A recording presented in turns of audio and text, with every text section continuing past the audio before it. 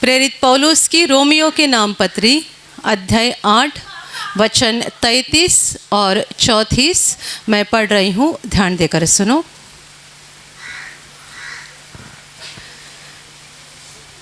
परमेश्वर के चुने हुओं पर दोष कौन लगाएगा? परमेश्वर ही है जो उनको धर्मी ठहराने वाला है। फिर कौन है जो दंड की आज्ञा देगा?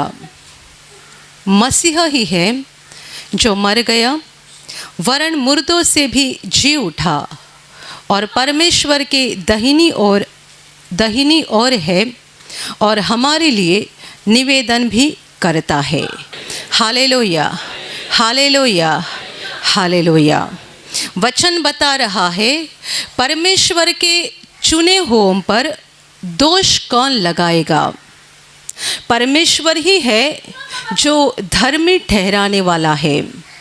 फिर दंड की आज्ञा कौन देगा? मसीह ही है जो मर गया था, वरन मुर्दों से जी भी उठा है और परमेश्वर के दाहिनी ओर है और हमारे लिए निवेदन भी कर रहा है। Hallelujah, hallelujah, hallelujah, hallelujah, hallelujah. मेरे प्यारे भाइयों और बहनों, हम जानते हैं कि पापों की वजह से मनुष्य विनाश की ओर जा रहा था और पाप की वजह से परमेश्वर और मनुष्यों का रिश्ता टूट चुका था। परमेश्वर ने मनुष्य को बनाया, ये बहुत अच्छा जीवन दे दिया, पर परमेश्वर के खिलाफ जाने के कारण मनुष्य परमेश्वर का बैरी बन गया, दुश्मन बन गया और परमेश्वर के साथ उसका रिश्ता टूट गया।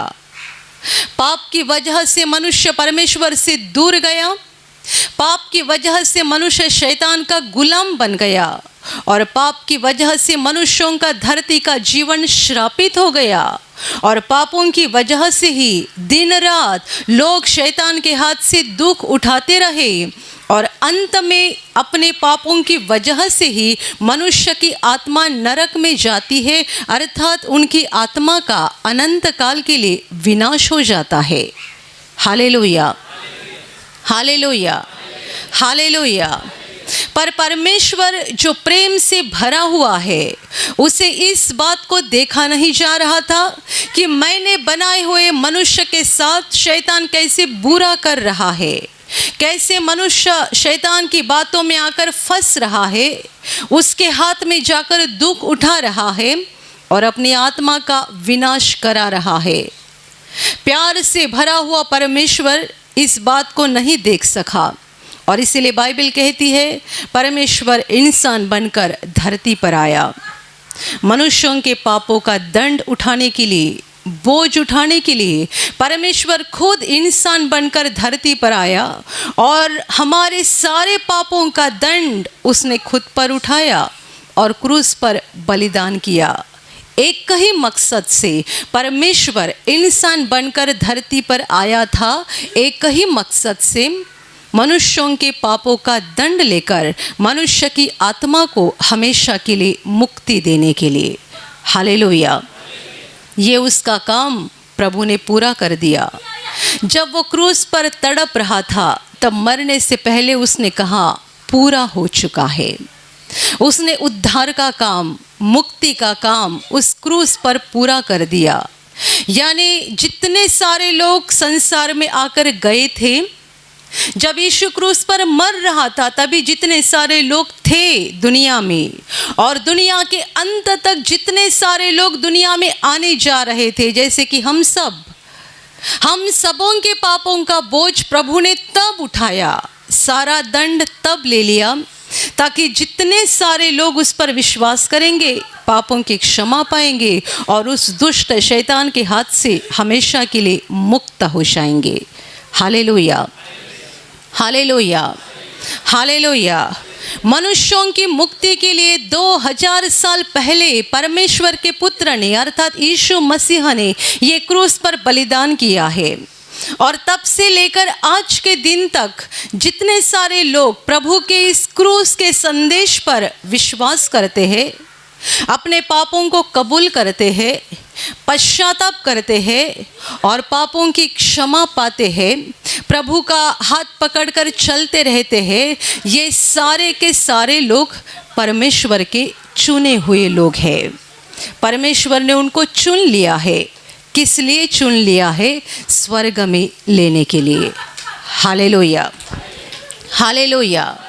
यदि आपने यीशु पर विश्वास किया है, पापों का पश्चाताप किया है और आप अंदर जान भी गए हैं कि प्रभु ने आपके पापों को धो डाला है, प्रभु ने आपके पापों की आपको क्षमा की है, इसका मतलब परमेश्वर ने आपको चुन लिया है। किस बात के लिए? अनंत जीवन के लिए। जब भी प्रभु ने क्षमा किया तभी प्रभु ने ये कहा, मेरे बेटे, मेरी बेटी, मैं तुझे स्वर्ग में लेना चाहता हूँ। जब ये जीवन खत्म हो जाएगा तुम मेरे साथ स्वर्ग में रहोगे। Hallelujah, hallelujah, hallelujah, hallelujah. ये कितनी खुशी की बात है कि परमेश्वर ने हमें स्वर्ग के लिए चुन लिया है। लोग कहीं इंटरव्यू के लिए जाते हैं और इंतज़ार करते रहते हैं क्या हमें वहाँ पे चुना जाएगा। लोग सिलेक्शन शब्द का इस्तेमाल करते, क्या मेरा सिलेक्शन हो जाएगा, क्या मुझे सिलेक्ट किया जाएगा। आज के पहले ही सेशन में एक भाई ने गवाही दी जिसकी पढ़ाई पूरी होने के बाद नौकरी नहीं मिल रही थी। यहाँ प्रार्थना में उसके पिताजी आते थे, पिताजी उसको यहाँ ज़बरन लेकर आए, जबकि ये भाई बोलते हैं कि मेरा प्रभु पर कोई विश्वास नहीं था क्योंकि मैं पढ़ा लिखा हूँ और पढ़े लिखे लोग ऐसी प्रार्थना में आते नहीं है। Hallelujah, hallelujah. और ये लड़का बोल रहा है कि पढ़े लिखे लोग तो कभी ऐसी जगह पे आते नहीं है, तो मुझे भी नहीं आना था, मेरे पिताजी ज़बरन लेकर आए। जब मैंने यहाँ का सब देखा मुझे हंसी आ रही थी, लग रहा था ये सारे पेड पीपल है, पेड, यानी इनको पैसा दे के यहाँ स्टेज पे खड़ा किया है गवाही देने के लिए, मेरा ये ठीक हो गया, मेरा वो ठीक हो गया। जब यहाँ गाना, स्तुति, आराधना, प्रवचन, गवाहियाँ चल रही थी, ये अपने मोबाइल में खेल रहा था क्योंकि उसको लग रहा था ये सारा नाटक चल रहा है, इन लोगों को पैसा दे के ये सब करवाया जा रहा है। पर नौकरी नहीं थी ना, तो प्रार्थना में आना पड़ा। आते रहा, आते रहा, आते रहा। बाद में लॉकडाउन लग गया। उसके बाद बहुत परेशान था, कई जगह पे नौकरी के लिए कोशिश की पर तनख्वाह कम थी तो नहीं जा पाया। और एक बार यहाँ प्रार्थना में आ गया कुछ महीनों के बाद, और मुझे पक्का याद नहीं कि उसने क्या बताया, विनती पेटी में विनती डाली या कुछ तो हो गया, पर उसने यहाँ पे प्रार्थना किया। और जब ये घर गया तब उसके पड़ोस के एक भाई ने आकर उसको बताया कि ऐसी ऐसी एक जगह पे एक नौकरी है, तुम वहाँ इंटरव्यू के लिए जाओ। ये भाई इंटरव्यू के लिए गए और वहाँ से बताया गया हम 1-2 दिन के अंदर आपको फ़ोन करेंगे, काम के लिए बुलाएंगे। और उनको, उस भाई को बड़ी उम्मीद थी कि फ़ोन आ ही जाएगा, पर फ़ोन आया नहीं। 2-3 बीत गए, फ़ोन आया नहीं। मेरा सिलेक्शन हो गया होगा कि नहीं हो गया होगा। देखो, लोग दुनिया की बातों की चिंता करते हैं, हमको प्रभु ने स्वर्ग के लिए चुना है। हम कितने आशीषित लोग हैं। एक दुनिया की नौकरी जो कि 20 साल, 25 साल, 30 साल चलती है, प्रभु ने हमें 20 साल और 25 साल का वचन नहीं दिया है, उसने हमें अनंत जीवन का वचन दिया है। अनंत जीवन। हम स्वर्ग में 25 साल नहीं रहने जा रहे हैं, 50 साल नहीं रहने जा रहे हैं, 1000 साल नहीं रहने जा रहे हैं। इतने साल, इतने समय कि उसका कोई अंत ही नहीं है, इसीलिए तो हम अनंत बोलते हैं। अनंत, जिसका कोई अंत नहीं है। ये भाई परेशान हो गए थे कि मुझे वहाँ से कॉल नहीं आ रहा है, और अभी मुझे लगता है इस हालत में वो यहाँ प्रार्थना के लिए आ गए। यहाँ उन्होंने प्रभु से प्रार्थना किया, प्रभु क्या हो गया, मैं प्रार्थना तो कर रहा हूँ और मैंने उस जगह पे जाके इंटरव्यू भी दे दिया है, मुझे बताया भी गया था फ़ोन आ जाएगा, अभी 3 दिन बीत गए, फ़ोन नहीं आ गया है। प्रार्थना करके, प्रार्थना ख़त्म होने के बाद निकल गए बाहर यहाँ से बाहर गए, यहाँ से यानी शायद अपना पुराना हॉल रहेगा, नहीं नवंबर यानी इसी हॉल में, यहाँ से बाहर गए, रिक्शा में बैठे और वहाँ से फ़ोन आ गया, आपका सिलेक्शन हो गया है, काम पे लग जाओ। हालेलुया। और तभी से ये भाई 3 महीना हो गए काम पे लग रहे हैं, इतने खुश थे। तो मैंने सोचा हमको कितना खुश होना चाहिए। किसी को एक कंपनी में सिलेक्शन हो गया, वो इतना खुश है, तो हम तो अनंत जीवन के लिए चुने गए हैं, तो हमें कितना हंसना चाहिए। आप क्यों नाराज़ हैं? क्यों आपके चेहरे पे उदासी है? आपको किसी कंपनी में काम करने के लिए प्रभु ने नहीं चुना है, प्रभु ने आपको स्वर्ग के लिए चुना है, वहाँ उसके घर में जाने के लिए, स्वर्ग में पहुँचने के लिए, उसके साथ रहने के लिए। उसने हमें अनंत जीवन के लिए चुना है। Hallelujah, hallelujah. कुछ लोग अमेरिका जाकर आते हैं और बड़े खुशी से बोलते हम अमेरिका जाकर आ गए। वाह, अमेरिका जाकर आ गए। किसी का बेटा वहाँ नौकरी करता है, मम्मी को वहाँ लेकर जाता है। मम्मी जब वापस आती है उसको लगता है मैं हवा में तैर रही हूँ, क्योंकि मैं अमेरिका जाकर आ गई। अच्छी बात है, आप अमेरिका जाकर आ गए, आप हंस रहे हैं और हंस के बता रहे हैं, सचमुच एक खुशी की बात है। पर आपको तो इस बात के लिए और खुशी होनी चाहिए कि हम अमेरिका नहीं, इंग्लैंड नहीं, स्वर्ग में जाने वाले हैं। Hallelujah, hallelujah, hallelujah, hallelujah. हम जिस आसमान को यहाँ से धरती पर से देखते हैं वहाँ पहुँच नहीं सकते हैं। उस आसमान के बहुत पार हमारा स्वर्गीय बाप रहता है, उसका सिंहासन वहाँ पे है। वो महान प्रतापशाली परमेश्वर जो स्वर्ग का राजा है, वो वहाँ पे बैठा हुआ है और हमारा इंतज़ार कर रहा है। वो रुका है हमें उस महान स्वर्ग में लेने के लिए। Hallelujah, hallelujah. तो हम कितने आशीषित लोग हैं, हम कितने धन्य लोग हैं कि हमें रोने की और उदास रहने की और नाराज़ होने की ज़रूरत नहीं है। हमारा यहाँ पल भर का दुख है, पल भर की परेशानी है, पर परमेश्वर ने हमें अनंत जीवन के लिए चुन लिया है। Hallelujah, hallelujah. किसी को सरकारी नौकरी मिल जाती है तो इतने खुश हो जाते हैं, कोई अमेरिका जाता है तो इतना खुश हो जाता है, किसी को इंग्लैंड जाने का मौका मिलता है, बहुत खुश होते हैं। तो हमें सबसे ज़्यादा खुश होना चाहिए, क्योंकि परमेश्वर ने हमें धरती के लिए नहीं बल्कि स्वर्ग के लिए चुन लिया है। हालेलुया। अभी वचन ये बता रहा है कि परमेश्वर के चुने हुओं के ऊपर दोष कौन लगाएगा, उन्हें दोषी कौन ठहराएगा? परमेश्वर ही है जो उनको धर्मी ठहराता है। हम पापी हैं, हम सब जानते हैं कि हम कितने पापी थे और आज भी हमारे जीवन में क्या है बस हम ही जानते हैं। बाहर से हमारा कपड़ा एकदम सफ़ेद साफ सुथरा दिखता होगा, यानी मेरा कपड़ा सफ़ेद है तो ये मत समझो कि मैं एक पवित्र व्यक्ति हूँ, बिल्कुल नहीं।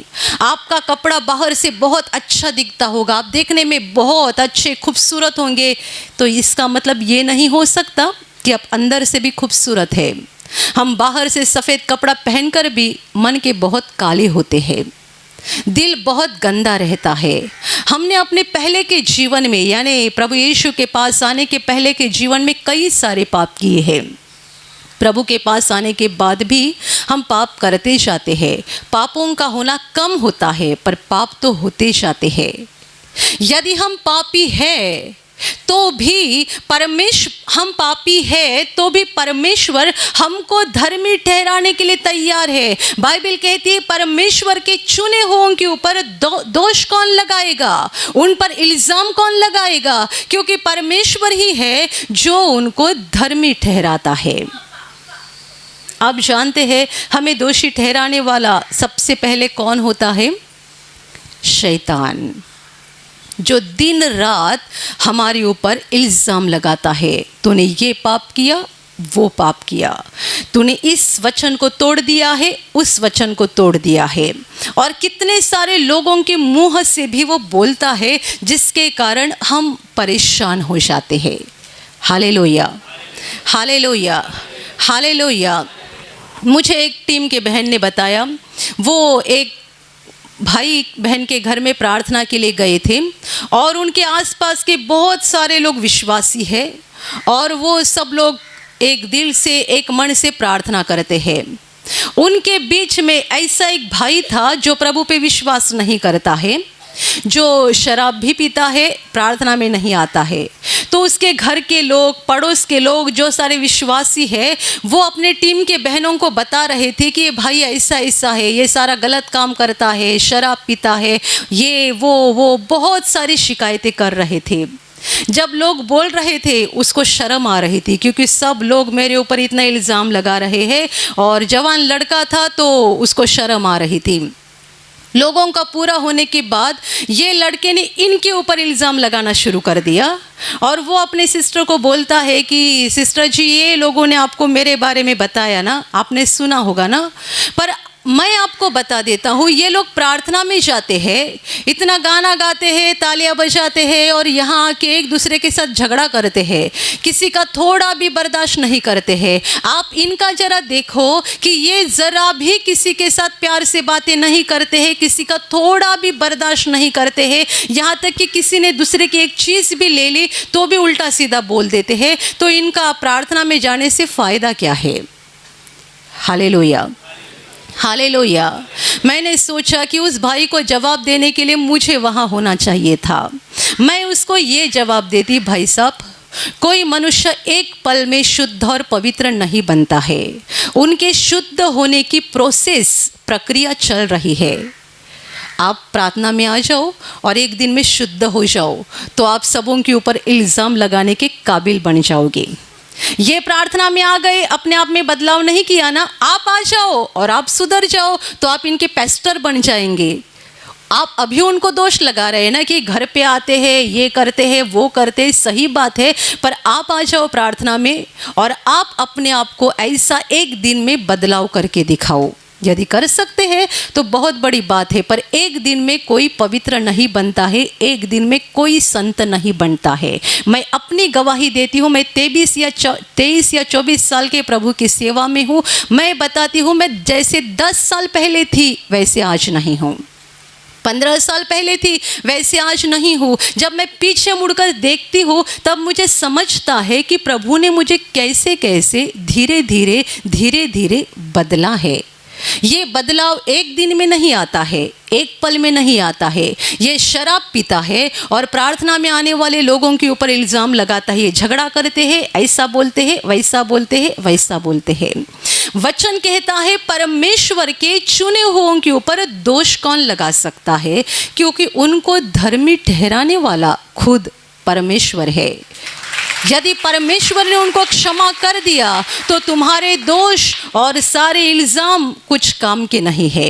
सबसे पहले शैतान दिन रात परमेश्वर के लोगों के ऊपर दोष लगाने का काम करता है, और इस बात को हम अय्यूब के किताब में पढ़ते हैं कि कैसे वो एक धर्मी मनुष्य होकर भी परमेश्वर के सामने शैतान खड़ा होकर अय्यूब के ऊपर दोष लगा रहा था। और हम अंत में बाइबल की आखिरी किताब में प्रकाशित वाक्य में पढ़ते हैं, वहाँ शैतान का ऐसा वर्णन किया है कि हमारे भाइयों के ऊपर दिन रात दोष लगाने वाला नीचे फेंका गया है।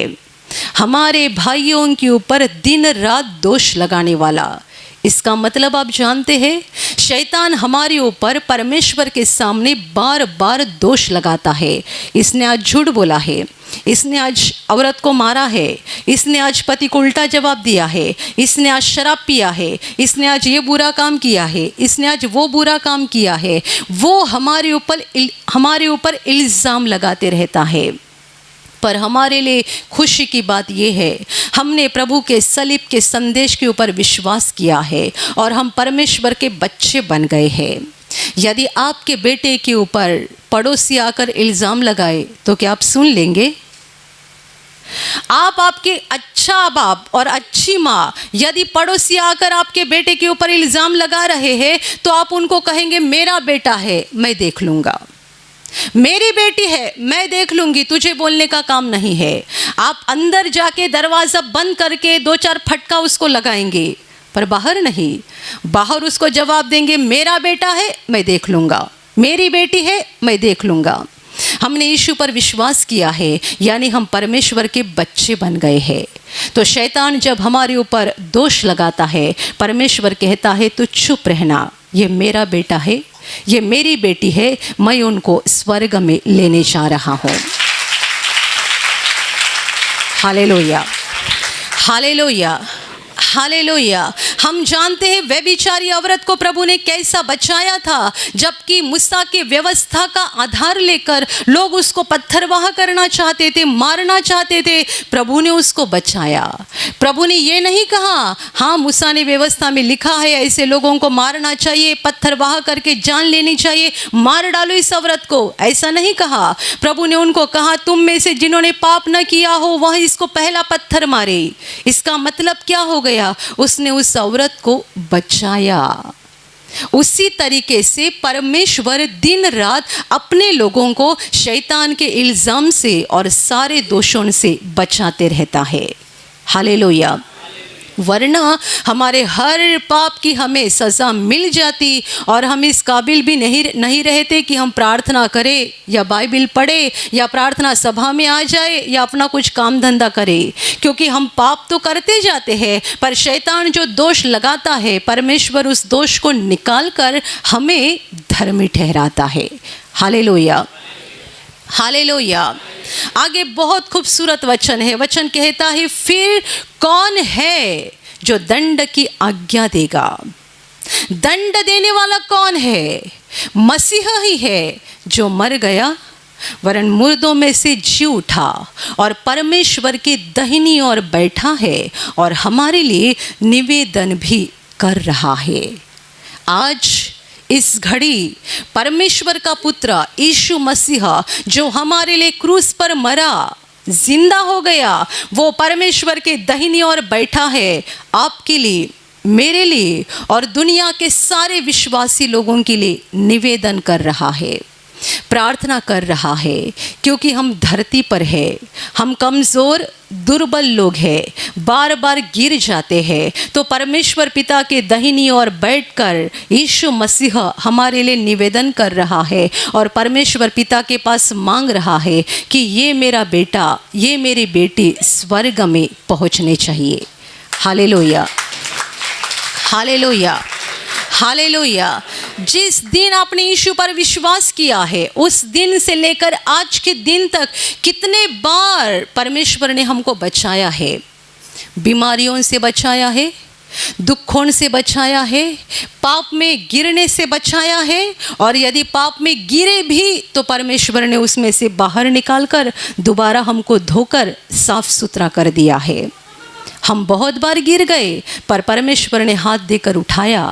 बहुत बार शैतान ने हमारे शरीर में बीमारी देने की कोशिश की, क्योंकि वो हमारे ऊपर दोष लगाता है, इल्ज़ाम लगाता है। परमेश्वर हमें अच्छा करता है। बहुत बार वो हमारी दुर्घटना करने की कोशिश करता है, परमेश्वर अपने स्वर्गदूतों को भेजकर हमारी रक्षा करता है। वो हमारे जीवन में संकट देता है, दुख देता है, पर परमेश्वर हमारे पास रहकर हमारी आत्मा की सांत्वना करता है, हमें धीरज देता है और वो हमें बार बार कहता है मत डर, मैं तुम्हारे साथ हूँ, मत डर, मैं तुम्हारे साथ हूँ, मैंने तुझे छोड़ा नहीं है।